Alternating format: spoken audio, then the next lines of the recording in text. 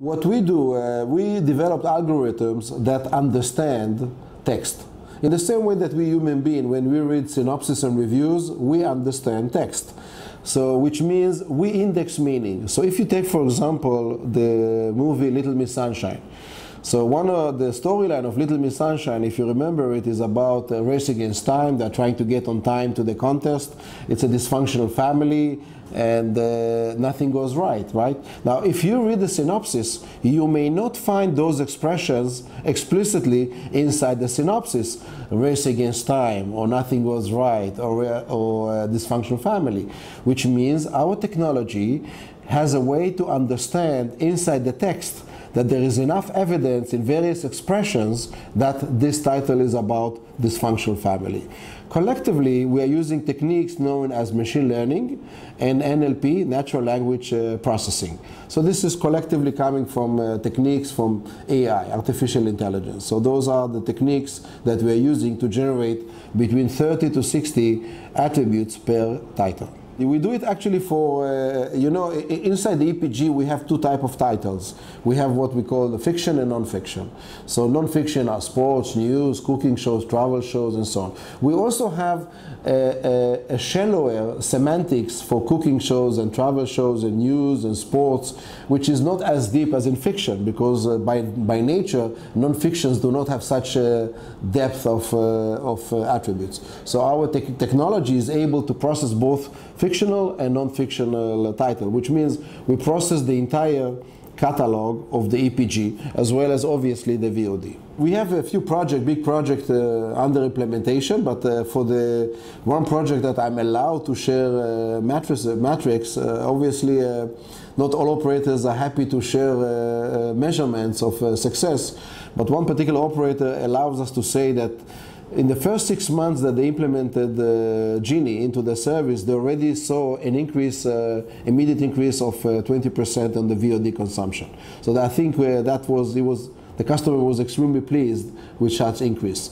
I can also say that inside the EPG, which is measured in a different way, because in the EPG you measure satisfaction, completely different measurements compared to the on-demand. They also have very good indications, but I'm not allowed to share the exact numbers at this stage. We are the only one that we have both B2B and B2C play. So we have the Jinni.com as a destination site. In fact, nowadays we upgrade it. In the next few weeks we will have a whole new Jinni.com coming out, which will cover the full spectrum of professional video, as we say, meaning the entire EPG, the entire over-the-top, which is more than 50 sources of online video. You know, the famous one, Netflix and Vudu and Hulu and ABC.com and you name it. Also, later on we will add the full theatrical releases, which means from a single place you will be able to see the universe of professional video. And we will build your entertainment personality as part of our services, is that we can define what are the tastes of each user, which means what is the comfort zone. And each taste defines what is it that you like. Sometimes you like watching Falling in Love romantic in New York, and sometimes you could be in the mood to watch gloomy war titles. So Jinni automatically, based on your input, both implicit and explicit, defines your taste. Now you ask me how it gets manifested into the service. Once you have taste, each taste becomes a virtual channel. So if you can see your various tastes. For example, if you're in the mood to see bleak, intense psychopath titles like Luther or Dexter, well, Dexter is a psychopath whether we love him or not. He could be a criminal hero, but still is a psychopath. So if I'm in the mood to watch Luther and Dexter Light, which is a bleak, intense psychopath, what Jinni does, it will create a virtual channel that brings into that virtual channel all the titles from the EPG, from the VOD, from over the top, and that in this way we create user-centric guide. So instead of having the traditional grid, which is one size fits all, which is traditionally a content-centric guide, now we build a user-centric guide. The whole idea is that, at least inside the iPad, which is it becomes your personalized remote control, because we intend to do pairing with set-top boxes that have API for such pairing. You know, UVerse has and Fios has API to do pairing between, which means if you like a particular program, from within the iPad you will be able to switch channel into the set-top box. And if you see a particular title that you like, which is available either on Hulu, Amazon, or Netflix, as soon as you press play, it will invoke the Netflix app or the Amazon app or the Hulu app, which means this can become your gateway into the world of entertainment, and also can take you to Fandango if you want to buy a cinema ticket for the theatrical releases. So we are releasing our new version of Jinni.com, which we did not update for a while, so that's a very exciting moment for us. Later this year, we will be releasing our iPad application that I just mentioned.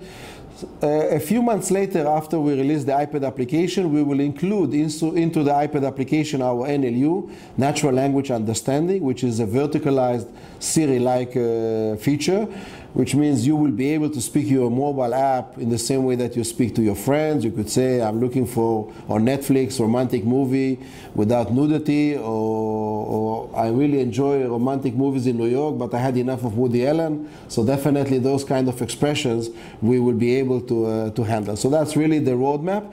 We can see already demand for some of our customers that they also want to include NLU into their service. So you can see that the connected TV companies like LG and Samsung already at CES introduced speaking to the remote control, so I think the consumers will get into the habit of speaking to the remote control. The remote control traditionally will be either a dummy remote control as we have today, but if it will have a microphone, then you can speak to it like in Samsung or LG.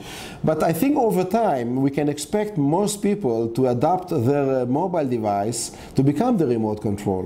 And even when you go to the cinema and you are with your friends, and that will be your remote control inside outdoor, right? So you're in the cinema place with your friend, so you can get group recommendation for both of you inside the cinema, what's good for you and your friend John or your wife. So the mobile will become your personalized remote control in-house, indoor and outdoor.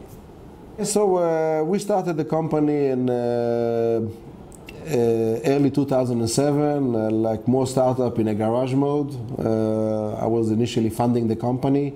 We got our initial funding in 2008 from a few angels.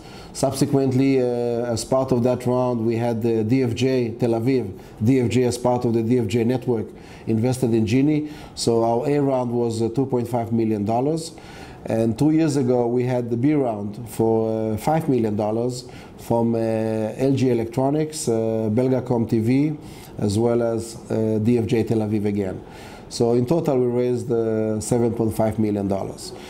Today, we are about 35 people that focusing on development of this, in our opinion, amazing product, pretty unique.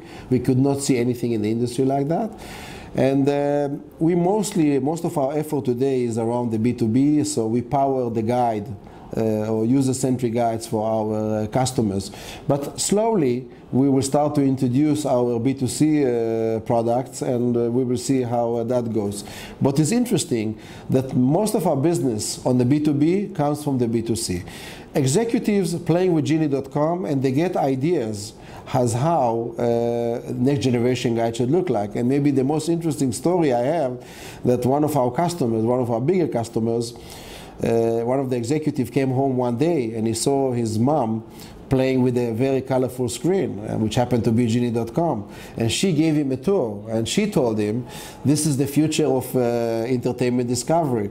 And the executive said, well, if my mom gets it, surely all my customers can get it. So I thought that it's a very good proof that how executives sometimes make decisions as consumers, and that's the reason the Jinni.com can be almost like a reference implementation for the decision makers in the B2B space.